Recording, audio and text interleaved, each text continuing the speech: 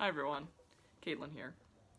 So, in today's lecture, I am going to give a brief introduction to American politics. As American government is one of the most studied areas of political science and ties heavily into public policy as well, I'm going to be briefly reviewing the structure of the federal government in the United States.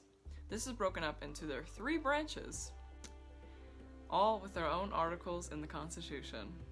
So first is the legislative branch, a bicameral legislature, most commonly known as Congress.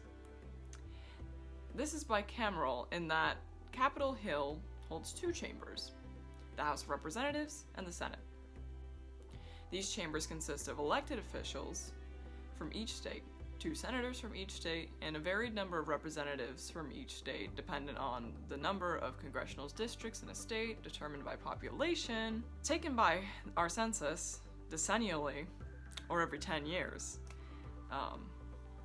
Sometimes other factors come into play in determining the number of representatives, and that's a little deeper than we'll cover today, but if you know a little something about gerrymandering.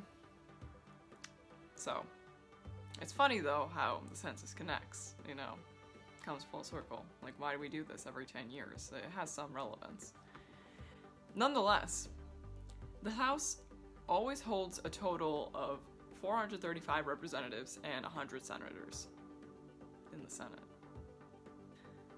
Nonetheless, the House always totals to 435 representatives and the Senate 100 senators.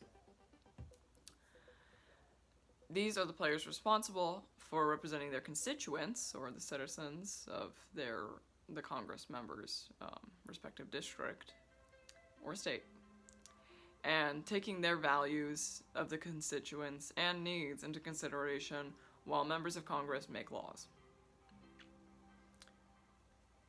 So next is the executive branch. This branch is led, of course, by the president, the chief executive. The chief executive is assisted by the vice president, and beneath them is the cabinet. They're responsible for approving the laws resulting from their counterparts, the legislature, and enforcing those of the judiciary. Additionally, the president serves as the key player globally, representing our nation in their 4-year term. And lastly, among the three branches is the judicial branch headed by the United States Supreme Court, also known as the SCOTUS. Now, this currently consists of 9 justices, 8 associate justices, and 1 chief justice. Now, this is not a fixed number provided by the Constitution. It generally has been around this same number. At its core, they're responsible for determining what is and what isn't constitutional. For example, the following issues. Racial segregation in schools was proved to be unconstitutional in 1954 in Brown versus Board of Ed.